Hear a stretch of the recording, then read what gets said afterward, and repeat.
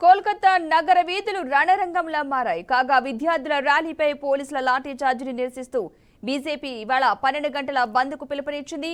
Junior వైద్యురాలపై అత్యాచార ఘటనను నిరసిస్తూ పశ్చిమ బంగ్లా ఛాత్ర సమాజ్ మంగళవారం హవాడా నుంచి నిర్వహించిన నభన్నా అభియాన్ ర్యాలీ హింసాత్మకంగా మారింది. సీఎం మమతా బెనర్జీ రాజీనామా డిమాండ్తో విద్యార్థులు నిర్వహించిన ఈ ర్యాలీని అడ్డుకునేందుకు పోలీసులు ఎక్కడికక్కడ బారికేడ్లు ఏర్పాటు చేశారు.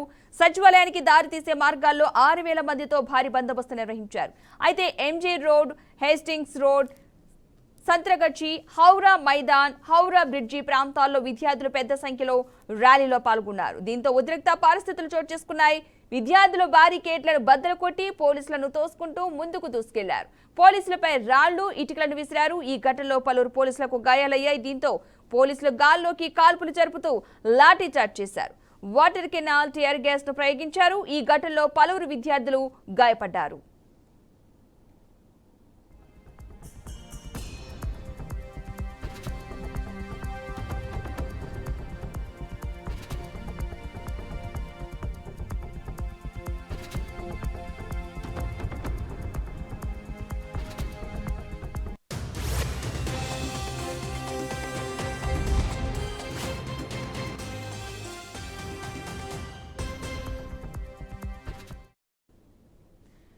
కోల్కతా నగర వీధులు రణరంగంలా మారాయి. కాగా విద్యార్థుల ర్యాలీపై పోలీసులు లాఠీ చార్జీ నిరసిస్తూ బీజేపీ వాళ్ళ 12 గంటల బంద్కు పిలుపునిచ్చింది. జూనియర్ వైద్యురాలపై అత్యాచార ఘటనను నిరసిస్తూ పశ్చిమ బంగా ఛాత్ర సమాజ్ మంగళవారం హవాడా నుంచి నిర్వహించిన నభన్నా అభియాన్ ర్యాలీ హింసాత్మకంగా మారింది.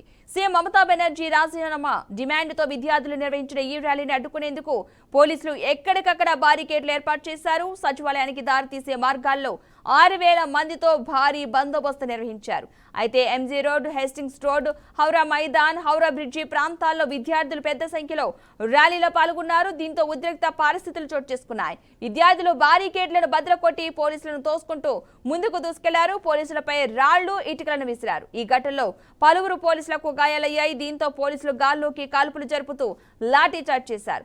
వాటర్ కెనాన్, టియర్ గ్యాస్ ను ప్రయోగించారు. ఈ ఘటనలో పలువురు విద్యార్థులు గాయపడ్డారు.